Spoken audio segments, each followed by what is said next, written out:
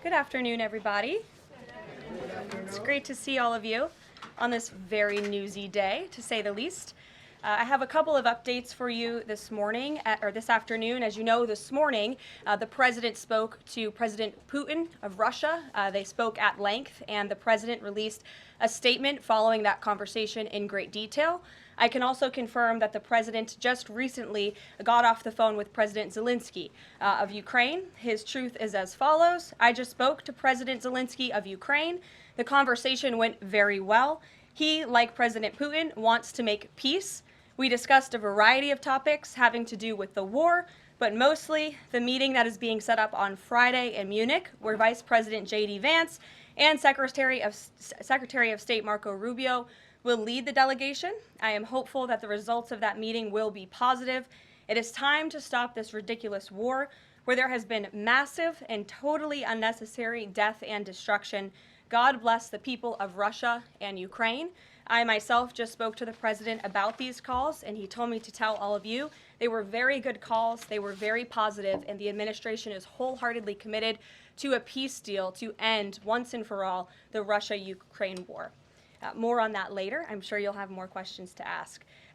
This week, the president has continued to deliver on his promises to the American people.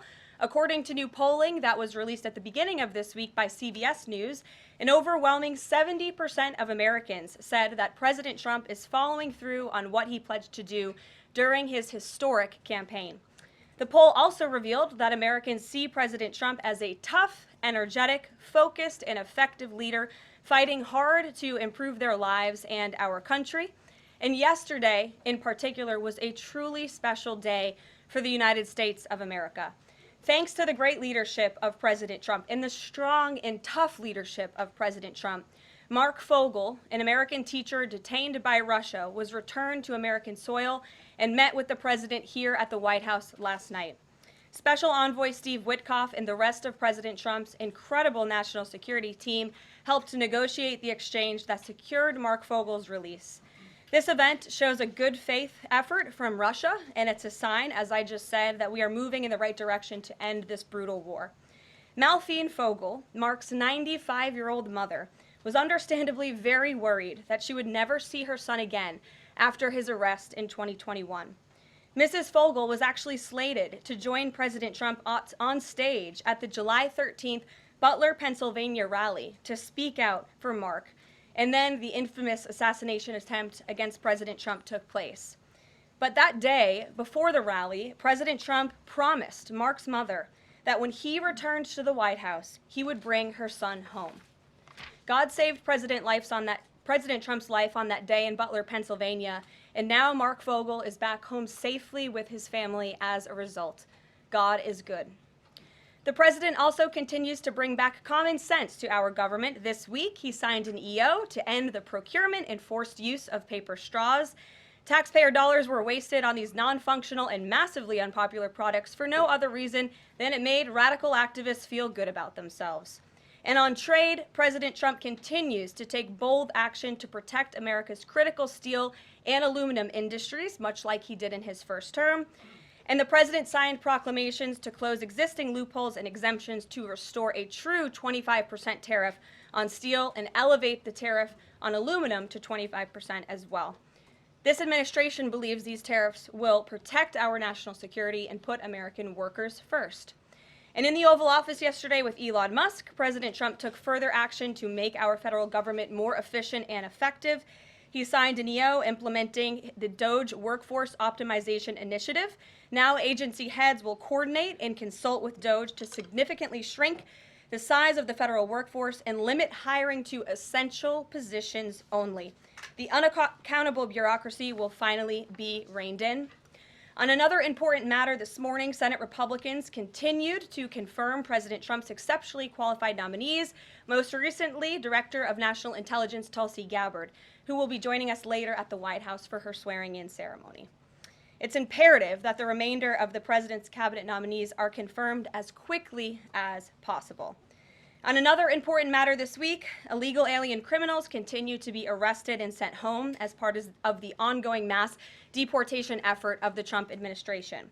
Just this week, 2 planes with 190 Venezuelan illegal aliens arrived in the Venezuelan capital from Fort Bliss, Texas. Here are some of the criminal illegal aliens who were arrested in the country this past week. ICE Atlanta arrested a citizen of Nigeria who had been convicted of money laundering. ICE San Antonio arrested a citizen of Mexico who had been convicted of assault. ICE Denver arrested a citizen of Mexico who had been convicted of aggravated assault. And ICE Houston arrested a citizen of Mexico who had been convicted of aggravated assault. Now, before I take questions, I would like to address an extremely dishonest narrative that we've seen emerging over the past few days.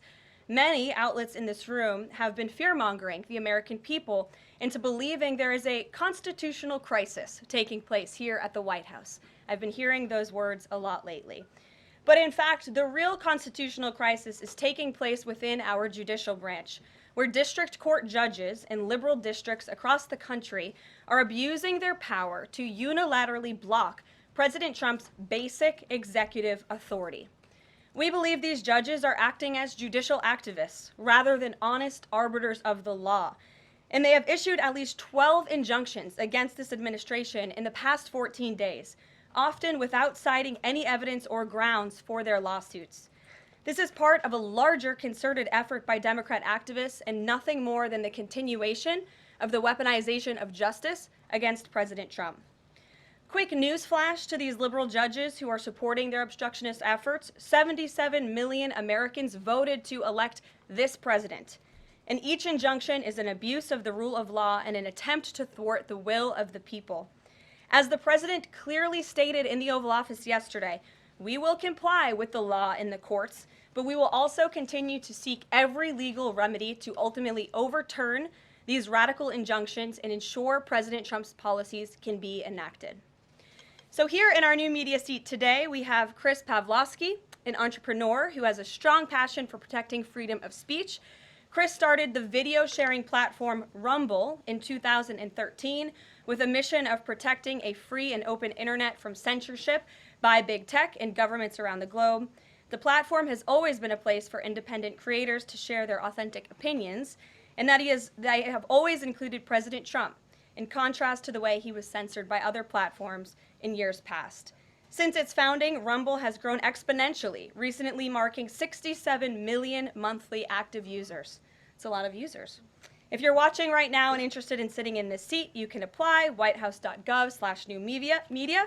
With that, I will take your questions. And Chris, why don't you kick us off on this very busy news day? Karoline, thank you very much to you and President Trump. It's an honor to be sitting here in the new media seat for the White House press briefing and to be able to demonstrate why freedom of expression is so important. Rumble was the victim of censorship at the hands of multiple foreign governments.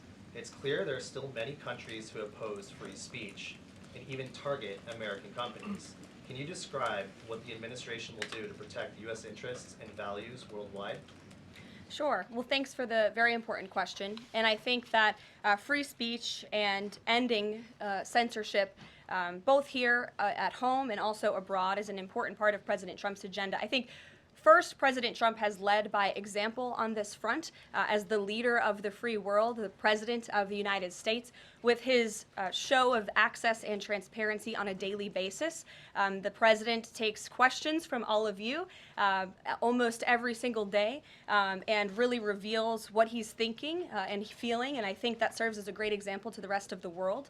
As for tangible actions that the president has signed, he did sign an executive order, I believe on day one, certainly within the first week of this administration, to restore free speech and stop government-sponsored censorship here at home. And the EO made it very clear that federal employees are not allowed to engage in any activity that would infringe upon the American people's right of free expression. So I think the president has led quite strongly on this. And I would just add, this is part of the reason we have a new media seat, to invite new voices into this room. Again, we're going to need to expand this room because so many people are interested, and we're very excited about that. It's a privilege to cover this White House, but we want all voices to be heard. So thanks for being us with here, Chris, and I hope you enjoy the briefing. Sure. Jordan. Thanks, Karoline. Data out this morning showed that consumer prices were up across a variety of goods, and just before that report, though, President Trump called for lower interest rates. The Fed said it's holding rates steady to try and tamp down further inflation. So how would lowering rates help keep inflation in check for the American people? Sure. Well, first of all, on the inflation point, we did receive those numbers, and they were worse than expected, which tells us that the Biden administration indeed left us with a mess to deal with. It's far worse than I think anybody anticipated, because unfortunately the previous administration was not transparent in where the economy truly was. We know people at this very podium told the American people that inflation was transitory and that it would go away. That was not the case. And now the last report of the Biden administration, as revealed today, shows that inflation is still about 4.5% higher over the past 3 months. This is an indictment on the Biden administration's mismanagement of the inflation crisis and their lack of transparency in addressing it. As for tackling inflation and interest rates, the president has made his position on this very clear.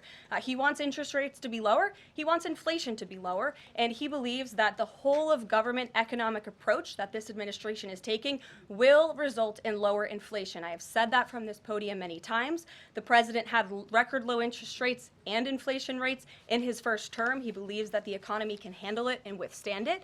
And we're doing a lot to tackle the inflation effort on this front. It's a whole of government economic approach, and I've talked about what we're doing to tackle inflation quite a few times from this podium. Can you update us on reciprocal tariffs? That's going to come before Prime Minister Modi's visit tomorrow.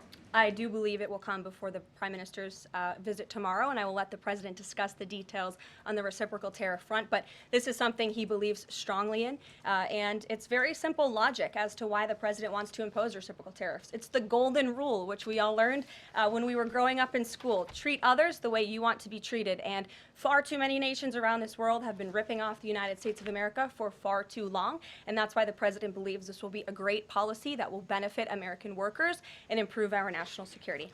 JJ. On Doge and the fraud claims, Elon Musk in the Oval yesterday gave us some information on that. We're just wondering if there's some proof, evidence. Is the White House willing to share evidence of those fraud claims, or can Elon Musk come to the briefing room and share material evidence of what he's talking about? Sure, I would love for Elon Musk to come to the briefing room. That's why we had him go to the Oval Office yesterday, where I think he provided great answers. He was speaking in layman's terms, speaking common sense to all of you in the media, but also to Americans at home. But I would say especially to all of you in the media, because I think it's a real fallacy that there's this alleged lack of transparency when it comes to Doge.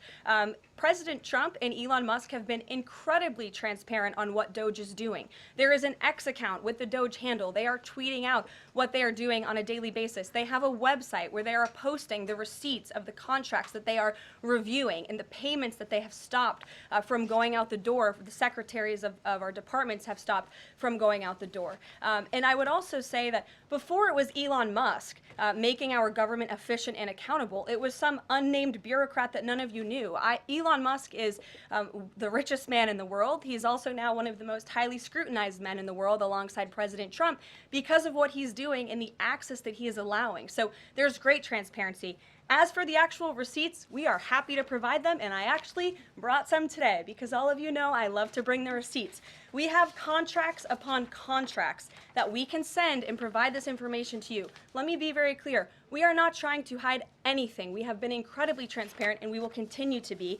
These are screenshots of contracts that Doge found across our government. This is a DEI contract, $36,000 for U.S. citizenship and immigration services. That is against the president's policies and his America First agenda. This is a $3.4 million contract, a Council for Inclusive Innovation at the U.S. Patent and Trademark Office, Department of Commerce, another DEI contract that Doge identified. I can continue to go through these. Oh, I love this one, $57,000 for climate change in Sri Lanka. What is this doing to continue the interests of the American people? Absolutely nothing. These are the line items across the federal government that Doge is identifying daily. They're moving very fast. There's a lot of paper that we can show you, but we're happy to do it. This administration has been more than transparent about what Doge is doing. And here's one of their tweets that they posted about the mine. I believe this is in Pennsylvania, where the federal employee retirement system is being processed. Did anybody know this was even happening in our country before Elon Musk talked about it in the Oval Office yesterday? A lot of Americans didn't. So we are providing transparency and accessibility on a daily basis when it comes to Doge. And I also have a Doge Daily Report, if anybody would like it, on all of the things that they are identifying and finding. We're happy to provide this information to you. We're talking about it every single day. Are all those things you just mentioned fraud, or are they waste, or are they just contrary to the president's policies? I would argue that all of these things are fraudulent, they are wasteful, and they are an abuse of the American taxpayer's dollar. This is not what the government should be spending money on. It's contrary to the president's priorities and agenda. And again, we can continue to provide you the receipts for all of the fraud, waste, and abuse. And if anybody in here wants to argue that the federal government is not fraudulent in some capacity, be my guest, because I think the American people watching at home would beg to differ. Caroline? Mary. Hey, more on the judges. Does the White House believe the courts have the authority to issue these nationwide injunctions? We believe that the injunctions that have been issued by these judges have no basis in the law and have no grounds, and we will, again, as the president said very clearly yesterday, comply with these orders, but it is the administration's position that we will also ultimately be vindicated, and the president's executive actions that he took were completely within the law, they were constitutional, and we look forward to the day where he can continue to implement his agenda. And I would just add, it's our view that this is the continuation of the weaponization of justice that we have seen against President Trump. He fought it for 2 years on the campaign trail. It won't stop him now. Brian. Yes. I want to go back to Doge just for a second. Earlier, the subcommittee headed by Chairman Marjorie Taylor Greene, her and her staff discovered $2.7 trillion in improper payments to Medicare, Medicaid, overseas, to people who should not have gotten it. Some of this room might have missed that press conference. Can you elaborate on what the president is thinking at this point? Well, again, that's another example. There's a very long list of the fraud, waste, and abuse that Doge is identifying on a daily basis.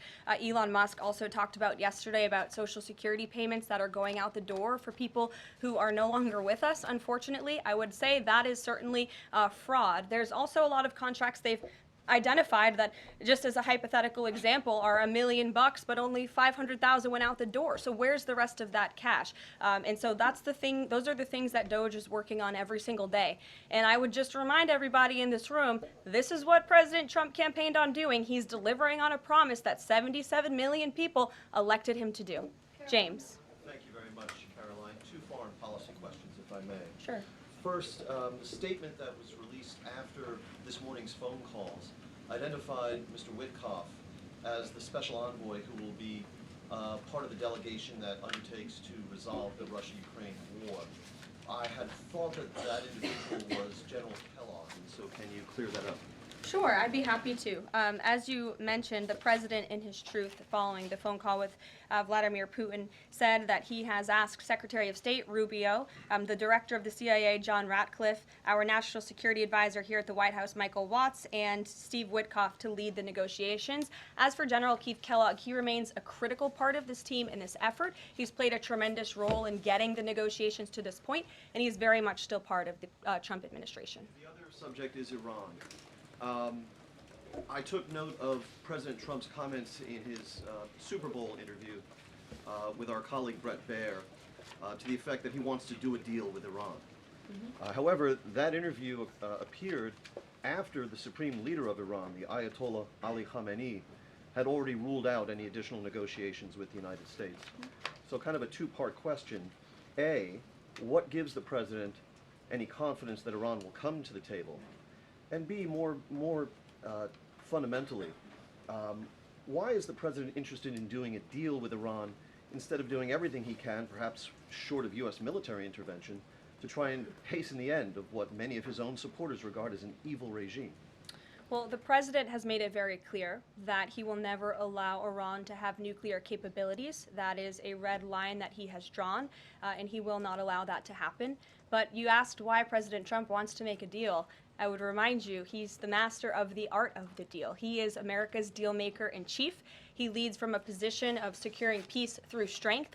And I think time and time again already, in just 4 weeks, we have seen the president being able to negotiate successful deals with our partners, our adversaries all around this world. The release of Mark Fogel just last night is something that I think speaks to the president's deal-making ability. This is something that the Biden administration allegedly tried to do for 3.5 years. I think you all should go back and ask some of those Biden administration officials what they even tried to do and why weren't they successful, because for 3.5 years Mark Fogel sat in a Russian prison and it took President Trump 3 weeks to get him back on American soil. There's nobody better at making deals than Donald Trump. Caroline, Phil Wegman. Thank you. Two foreign policy questions. Ukrainian President Zelensky has said after the war that he wants NATO membership or nuclear weapons. We heard Defense Secretary Hegseth say that NATO membership was unrealistic. What's the president's view on the other option, on a nuclear Ukraine? I have not talked to President Trump about Ukraine's NATO membership or their nuclear capabilities. I would leave it to him to discuss. But I will tell you again that Secretary Rubio and also the Vice President, J.D. Vance, will be meeting directly with President Zelensky in Munich on Friday, and I'm sure they will provide a readout of that conversation and that discussion. And then the second question, given that this administration has called on Europe to take more responsibility for their own defense, I'm wondering, will the EU or any other European nation other than Ukraine be involved in these peace talks? I don't have any European nations who are involved currently to read out for you. Certainly, the president has employed a very strong team or deployed a very strong team to continue these negotiations. And the fact that he was on the phone with both President Putin and President Zelensky today shows that he's very much involved in this effort as well. And then just a follow-up, I guess. Sure. Should we expect the president to negotiate in person with Zelensky and Putin? I don't have anything to read out on that for you today. Maggie, good to see you. Thanks for taking the question. You talked about the transparency with Doge and Elon Musk's press availability yesterday. There is a conflict of interest law in place that says that people who have personal interests can't interact with government entities that could touch on those. Has President Trump signed a waiver for Elon Musk? Does such a thing exist? If it does, will you guys release it in the interest of transparency that he's committed to? I have not seen the law that you are referring to. What I can tell you is that Elon Musk, as I've confirmed before, is a special government employee. He is filing the proper financial disclosure, and he is complying with all applicable federal laws. As you also heard, Elon address this directly yesterday in the alleged conflict of interest, and he said everything he's doing is very public, and if you all perceive a conflict of interest, you're welcome to bring that up. And as the president said, if he feels like Elon is engaging in something that's a conflict of interest, he will tell Elon not to do that. And Elon also said yesterday that before he moves forward with anything, he consults with the President of the United States. So we're very confident with the ethics and the guardrails that have been put in place here. Caitlin. Thanks, Caroline. I have a few things for you, but on the commitment by President Trump, he said that he and President Putin agreed to visit each other's respective nations. Are there any preconditions that President Trump has that President Putin must do before he goes and meets with him, withdrawing some forces, withdrawing all forces, anything like that? Not that I'm aware of. That doesn't mean they don't exist, but I was just talking with the president in our national security team. I wasn't made aware of any conditions, but if they exist, I'm happy to provide those. And on the president himself, he styles himself as this master negotiator. He is now deploying these negotiations, saying that they start immediately. We did hear from the Defense Secretary, Pete Hegseth, though, today saying that NATO membership is not realistic for Ukraine and neither is returning to pre-2014 borders. Aren't they giving away bargaining chips before these negotiations have even started? Again, I haven't talked to the president about Ukraine's NATO membership, and he appointed several individuals to negotiate on his behalf. He's directly involved in these negotiations as well, and I'm sure if you ask him that question in the near future, when you're able to, he'll give you an answer. I just don't want to get ahead of him on it. And final thing for you, which White House official made the decision to bar the AP reporter from the Oval Office and the diplomatic reception room last night? Well, first of all, let me just set the record straight. It is a privilege to cover this White House. It's a privilege to be the White House press secretary. And nobody has the right to go into the Oval Office and ask the President of the United States questions. That's an invitation that is given. And there are hundreds of outlets on this campus, many of you in this room who don't have the privilege of being part of that pool every single day and getting to ask the President questions. We reserve the right to decide who gets to go into the Oval Office, and you all have credentials to be here, including the Associated Press, who is in this briefing room today. But isn't it retaliatory in nature is the argument, because there's a reason that the AP was barred, which they said was because they're not using the phrase Gulf of America, they're using Gulf of Mexico in line with their standards.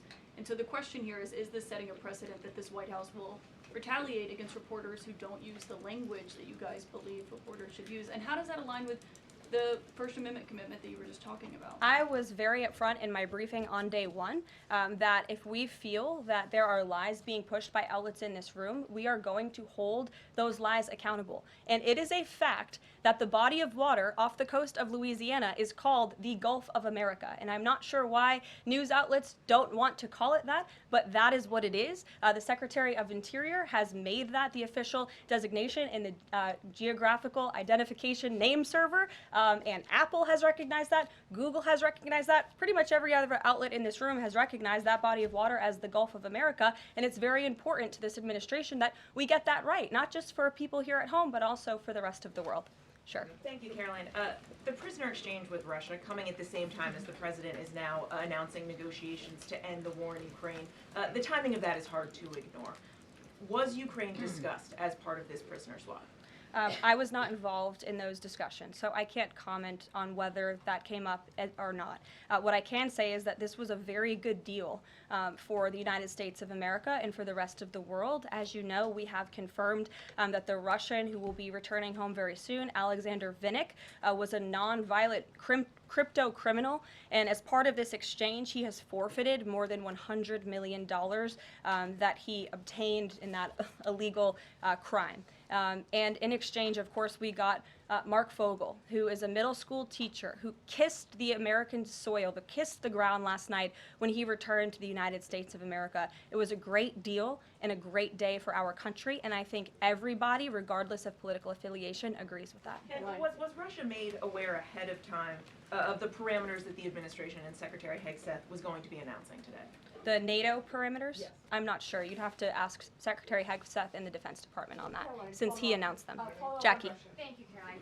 Just to be clear, so when we're listening for a shift in position on U.S. policy, should we only listen to the president and maybe not the Secretary of Defense? Because what he outlined today would represent a shift in U.S. policy. I'm not saying that. I'm just saying I speak for the President of the United States behind this podium, and I will let him discuss that. Can you tell us any more about the next hostage releases? I understand another American's coming out today. Sure. I'm glad you asked. It speaks to President Trump's deal-making ability, and we can confirm the safe release of one American and two individuals from Belarus, one of whom worked for Radio Liberty. Out of respect for the privacy of these individuals, their request, we have no further details to announce on their identities, but we can confirm that one American was released today, and it's a remarkable victory on the heels of Mark Fogel returning to America last night. Anything on who the U.S. might be releasing in exchange? I don't have details on that at this moment. I don't have details on that at this moment. I do know that these three individuals have been released and are on their way home to their respective countries. Caroline, thank you so much. Can you explain how President Trump envisions the war in Russia and Ukraine coming to an end?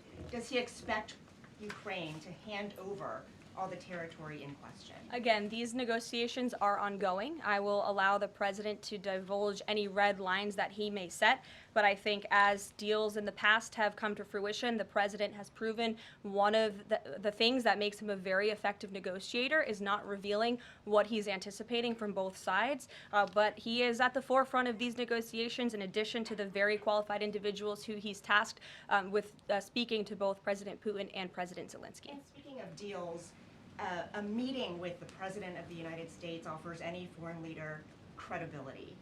Was it part of the prisoner swap with Fogel that President Trump agreed to meet with Putin? Again, I was already asked this question. I said I was not made aware of that, but we can certainly get you an answer on that. I'll check in with the NSC. Sure, Monica. Thanks, Caroline. It's clear that this administration is dedicated to both truth and transparency. We know that with Doge, but we also know that because this administration recently announced it's going to declassify the assassinations of Martin Luther King Jr., JFK, and RFK. I'm wondering, is it likely that we're going to see more information regarding the assassination attempts on the president's life while he was on the campaign trail? In regards to the assassination of the individuals you mentioned, President Trump signed that executive order directing the respective agencies to do it. I know that that process continues and is ongoing. He's committed to transparency in the declassification of these very important files that I think many Americans are not only interested in learning about, but also have the right to know about.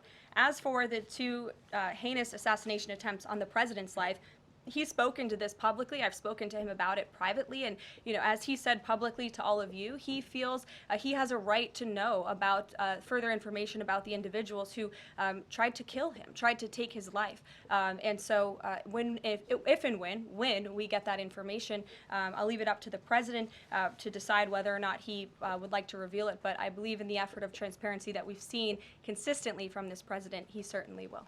Daniel. Thanks, Caroline. I wanted to ask you about the $59 million that FEMA sent to New York City migrant hotels. Secretary Kristi Noem just put out a statement saying that she's clawed back the full payment that FEMA activists unilaterally gave to NYC migrant hotels. She wrote, "Mark my words, there will not be a single penny spent that goes against the interest and safety of the American people." What does the response of the Trump administration send to any federal bureaucrats that are thinking about obstructing the president's agenda? They will be held accountable. The president is signing executive orders daily, and he expects all officials across the administration, regardless if they are a political appointee or if they are a career bureaucrat, to adhere to the will of the American people and the 77 million Americans who re-elected President Trump. He is here for a reason, and he is focused every day on implementing his administration's goals and sending $59 million to a migrant hotel to house illegal immigrants when there are still people in North Carolina and California who have not received FEMA funding is not something that this administration is going to tolerate. Deanna. Thank you so much, Caroline. One on New York and one on Russia, please. On New York City Comptroller Brad Lander is accusing Doge of clawing back $80 million that was intended for New York City FEMA funding. Wondering if you've heard about that figure, if that figure is accurate, and why that money was taken back. I have not heard about that figure. Doge is moving very quickly, but I can get the receipts and gladly send them to you. I know that story is likely of great interest to the New York Post. And then one John. on Russia, please. Sure. Is President Trump waiting for a kind of signal or an action from Putin to go to Russia? And would he be willing to go to Ukraine in the future? I don't have any decisions to make on the president's potential visit to Russia or any in-person meeting at this time. John. Thanks a lot, Caroline. Two questions, one on foreign policy, one on domestic policy. Following up on the president's call that he had with President Putin, does the president view Russia, does he view President Putin as an ally, as a partner, as a competitor, or as an adversary? I believe this nation views Putin and Russia as a great competitor in the region, at times an adversary, but as the president has said as well, he enjoys having good diplomatic relationships with leaders around the world, finding that common ground, also calling them out when they are wrong, and leading from a position of peace through strength. That's the president's greatest strength, and we've seen that again, time and time again. And then, as you pointed out in your statement regarding the confirmation of Tulsi Gabbard, there was one Republican who voted against the nomination of Tulsi Gabbard. It was Senator Mitch McConnell. Similarly, how does the administration view Senator McConnell? Can he be a partner in the president's legislative agenda? Are you disappointed that he voted against not only Tulsi Gabbard, but also Pete Hegseth to be the defense secretary? I think we're greatly disappointed in any Republican who chooses willfully to vote against the president's exceptionally qualified cabinet nominees and picks to lead his America First administration. Not a single Democrat swayed from voting against President Biden's nominees, and we know how many of them turned out. They turned out to be atrocious at their jobs, leaving America much worse than they were when they took the oath of office. And so I've said it repeatedly from this podium. I addressed it stated at the beginning of my remarks. We expect all Republicans to vote, to stay tough and strong, vote for President Trump's nominees so we can get to work and continue to work very hard to implement this president's agenda. Sure. Thank you, Caroline. On South Korea is currently in a chaotic situation. How does the President Trump react to the current chaotic situation in South Korea? Secondly, if South Korea needs help from United States, what role do you think the U.S. will play? Sure. I haven't spoken to the president about the ongoing situation in South Korea. I would defer you to his previous statements. And I can also see if I can get you something new from the National Security Council, who I'm very confident the officials that are focused on South Korea are on this. I just haven't spoken to them about it, but I'm happy to provide that for you. Yes. Thank you, Caroline. Does Elon Musk have power of the presidency? Absolutely not. Right. That's a ridiculous question. I asked that question because, the Democrats have been hurling insults at Elon Musk, hurling attacks, calling him President Musk. Most recently, Jamie Raskin, the congressman, took it a step further, calling for Musk's impeachment, saying that he somehow usurped the power of the presidency. What's your response? It's utterly ridiculous. Elon Musk addressed this in the Oval Office yesterday. The president addressed it as well. Elon Musk is serving at the pleasure of the president, just like everybody else on this team. He takes directives directly from the president of the United States. And I think some of the comments that you referred to are nothing more than a failed attempt from the media and from Democrats to try to sow division in this White House. We saw them do it in the first term. We're not going to let them do it in the second term. This is a unified team who is working at the pleasure of the president to do what's right for the American people. I have one more quick housekeeping note before I leave you all today. The president wanted me to share with all of you that he had a wonderful meeting with King Abdullah of Jordan yesterday. They discussed many things, including the Gaza Strip and its future at great length. The king would much prefer that the Palestinians stay in place, with the additional land to be used for new development, which would greatly create jobs at levels never seen before. But the president feels it would be much better and more majestic if these Palestinians could be moved to safer areas. I would just add to that the president remains wholeheartedly committed to seeing peace in the Middle East, and our Arab partners in the region have been tasked with coming up with a peace plan to present to the president. That is ongoing. King Abdullah mentioned that yesterday. He also committed to accepting 2,000 sick children from the Gaza Strip, which the president called a beautiful gesture. So the administration continues to work with our Arab partners in the region. We stand closely with our ally Israel, and the president has presented this big, new, bold idea to secure peace in the Middle East, and he is not going to waver from that. And we look forward to seeing that goal of this administration achieved as well. Thank you very much, everybody, and we'll see you very soon. Have a great day.